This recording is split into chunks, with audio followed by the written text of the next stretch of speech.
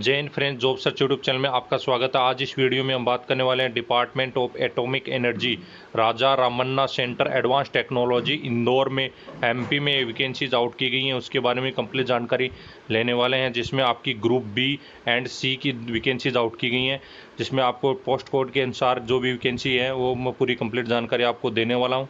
Scientific assistant, इसमें automobile engineering की vacancies out की हैं। लेवल 7 की वैकेंसीज है, जिसमें आपकी रिजर्व की ओबीसी कैंडिडेट के लिए एक वैकेंसीज आउट की है, जिसमें आपका डिप्लोमा या ऑटोमोबाइल से आपने किया है 60% के साथ, तो आप फॉर्म फिल कर सकते हैं। साथ में ही आपके एक्सपीरियंस भी रिक्वायर्ड किया गया है, 4 साल का आपके पास एक्सपीरियंस होना चाहिए, तो आप इस फॉर्म को फिल कर सकते हैं।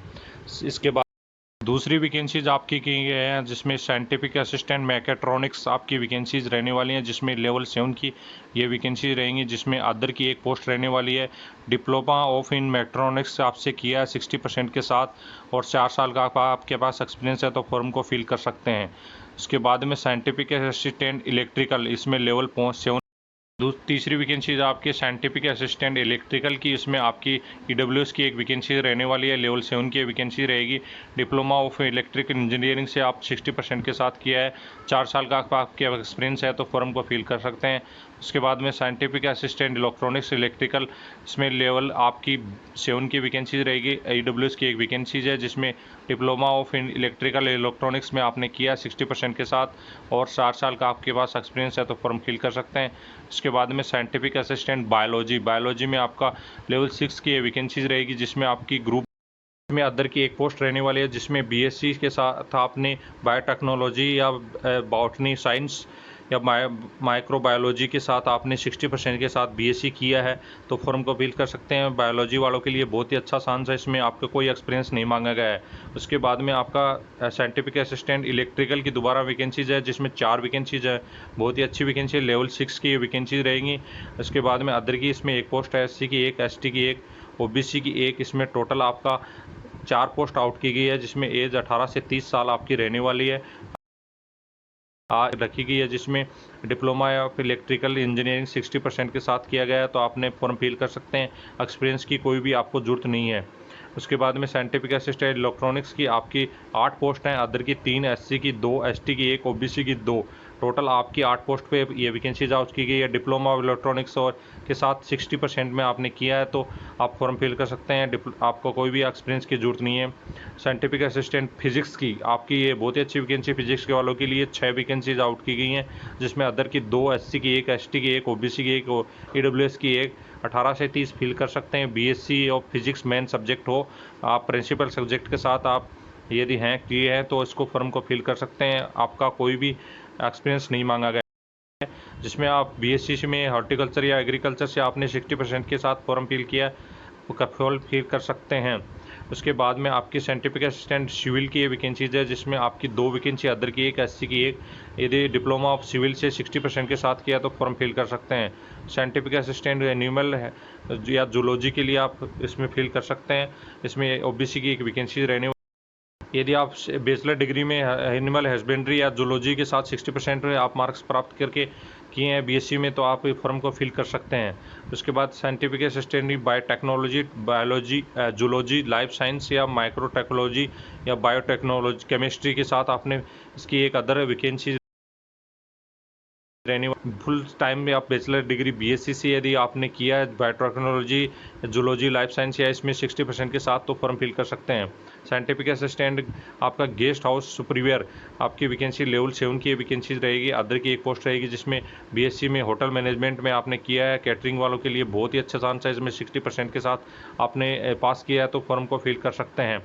यदि इसमें साथ ही आपने डिप्लोमा किया है होटल मैनेजमेंट के साथ 2 ईयर्स का, तो भी आप इस फॉर्म को फिल कर सकते हैं। फिर उसके बाद में टेक्नीशियन की वायरमैन की वैकेंसी लेवल 4 की वैकेंसी है, बहुत ही अच्छी वैकेंसीज है, जिसमें आपके 2 वैकेंसीज रहेंगी, डब्ल्यूएस की 1, एससी की 1, एसएससी के साथ आपने 60% के साथ आपने वायरमैन का सर्टिफिकेट है आपके पास, तो फॉर्म को फिल कर सकते हैं। साथ में आपके 1 साल का एक्सपीरियंस भी मांगा गया है। टेक्नीशियन कंप्यूटर वर्क के लिए बहुत ही अच्छी वैकेंसी है, ओबीसी की 1, अदर की 1 वैकेंसी है, टोटल 2 वैकेंसी, जिसमें आपके एसएससी के साथ आप 60% के साथ आपने यदि कंप्यूटर साइंस का सर्टिफिकेट है, साथ में आपको एक 4 ईयर का एक्सपीरियंस भी मांगा गया है। टेक्नीशियन मिलराइट की वैकेंसीज ईडब्ल्यूएस की एक वैकेंसीज है। ये वैकेंसी बहुत ही कम आती हैं। यदि आपने एसएससी के साथ इसका सर्टिफिकेट किया मिलराइट का तो आप फॉर्म को फिल कर सकते हैं। उसके बाद में टेक्नीशियन ड्राफ्ट्समैन इलेक्ट्रिकल की वैकेंसीज है। इसमें लेवल 4 की वैकेंसीज रहेगी, जिसमें आपके एसटी की एक वैकेंसी है। 60% के साथ एसएससी के साथ अपने ड्राफ्ट्समैन का इलेक्ट्रिकल का डिप्लोमा है, 4 ईयर एक्सपीरियंस है, तो फॉर्म को फिल कर सकते हैं। टेक्नीशियन इलेक्ट्रिकल, इसमें आपकी 3 वैकेंसी एससी की, एक एसटी की और अदर की एक से इलेक्ट्रिकल का सर्टिफिकेट है, साथ में 4 ईयर का एक्सपीरियंस है, तो फॉर्म फिल कर सकते हैं। टेक्नीशियन फिटर की बहुत ही अच्छी वैकेंसीज आउट की गई हैं। लेवल 3 की वैकेंसीज है, जिसमें एससी की 2 रहेंगी, एसटी की 1, ओबीसी की 1, ईडब्ल्यूएस की 1, अदर की 3, टोटल 8 वैकेंसी पे निकाली गई है। इसमें आपने एसएससी के साथ यदि 60% के साथ आपने फिटर का सर्टिफिकेट है तो आप फॉर्म फिल कर सकते हैं। कोई भी आपका एक्सपीरियंस सर्टिफिकेट नहीं मांगा गया है। आपका इसमें साफ दिया गया है 3 शिफ्ट में आपकी जो भी यदि रिक्रूटमेंट में पास होकर आप जॉब लगते हैं तो 3 शिफ्ट में आपकी जॉब रहने वाली है। आपको साफ दिया गया है, रात की ड्यूटी भी आपको रहने वाली है। टेक्नीशियन बी ऑप्टिकल साइंस की आपकी वैकेंसीज एक अदर की है, बहुत ही अच्छी वैकेंसीज है।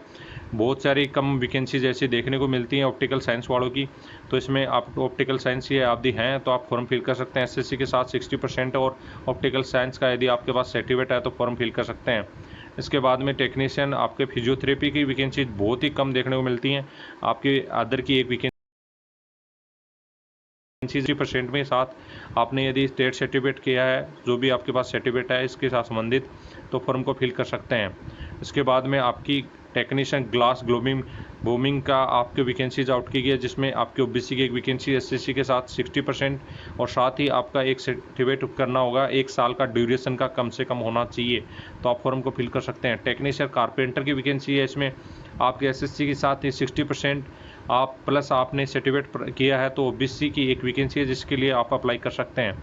इसमें आप साफ दिया गया है कि जो भी टेक्नीशियन या जो भी ट्रेड से संबंधित वैकेंसीज हैं उनके लिए आपको पास एनटीसी जो पास किया है, आईटी पास आउट है 2 ईयर का ड्यूरेशन वाली, या एनएससी किया आपने 2 ड्यूरेशन के साथ, और आपने एनटीसी किया है प्लस 1 साल का एक्सपीरियंस किया है तो फिल कर सकते हैं। एनटीसी किया है साथ में 1 ईयर का आपके पास एनएससी है तो फॉर्म फिल कर सकते हैं। आपकी वैकेंसी सिलेक्शन प्रोसेस आपकी एग्ज़ाम रहने वाली है। उसके बाद में जो ग्रेड बी की वैकेंसीज है उसमें ग्रुप बी की वैकेंसीज में आपका इंटरव्यू भी रहेगा। उसके बाद में तीसरी जो एक वैकेंसी जो आउट की गई थी उसमें आपका 30 प्रैक्टिकल टेस्ट भी रहना, प्रोफेंसी टेस्ट भी रहने वाला है होटल मैनेजमेंट वाली वैकेंसीज में स्पेशली। उसके बाद में जो आपकी टेक्नीशियन की वैकेंसीज आउट की गई है उसमें आपका पहला पेपर रहेगा जिसमें मैथमेटिक्स के 20 क्वेश्चन रहेंगे, और उसके बाद में साइंस के 20 क्वेश्चन, जनरल आंसर के 10 नंबर, आपके टोटल 10 क्वेश्चन रहेंगे।